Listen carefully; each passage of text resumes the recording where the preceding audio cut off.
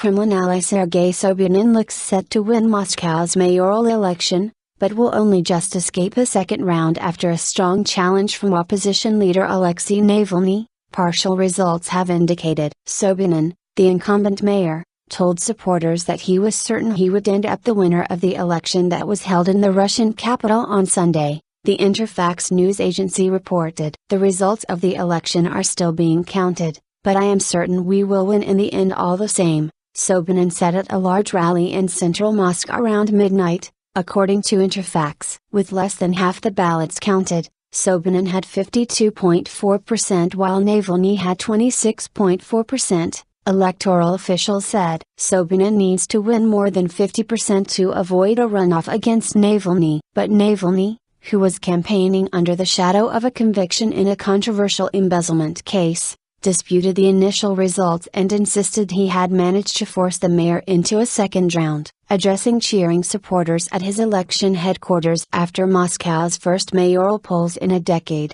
Navalny accused President Vladimir Putin and Sobyanin of concocting a result that suited them. Right now Sobyanin and his main supporter Vladimir Putin are deciding whether to have a relatively honest election and to have a second round, or not, he said. Muscovites had 6 candidates to choose from. Putin support. Putin, who made no secret of his support for his former Kremlin chief of staff Sobyanin, said Moscow did not need a politician for a mayor. Such big cities do not so much need to be run by politicians, he said after casting his vote in Moscow, adding such a city should be managed by depoliticized people, technocrats. For underdog Navalny, an anti-corruption campaigner who emerged from a wave of street protests as the driving force of opposition to Putin's 13-year rule, the vote was a chance to show that many Russians want change. Irina, a Muscovite in her 40s who works in manufacturing, and her father cast their ballots for Navalny in a sign of protest against the Kremlin. We've both voted for Navalny,